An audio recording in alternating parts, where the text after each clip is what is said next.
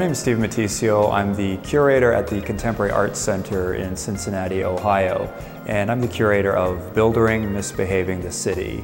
Buildering in its purest form is an offshoot of parkour, which has now become more widespread as this sort of urban form of acrobatics. Buildering is about urban ascent, about climbing structures, taking death-defying photos. And I wanted to look at 23 contemporary artists that were looking at the city in new ways. This idea of misbehaving the city, stepping outside of intended and assigned function to open up both the physical and psychological possibilities of the city.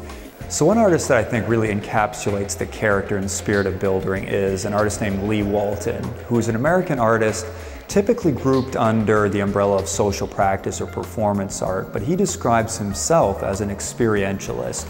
And so he has a pair of works in this show, one called Making Changes, where he very casually walks into and out of a video frame and makes small incremental changes to the city environment.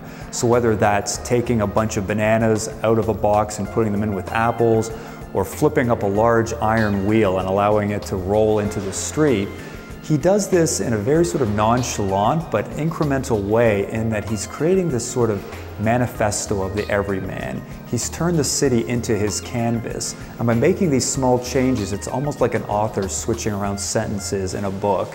You're going to have a larger but very surreal meaning to what you originally thought you understood. And one artist who I really think speaks the spirit of Buildering is a young German artist named Sebastian Stumpf.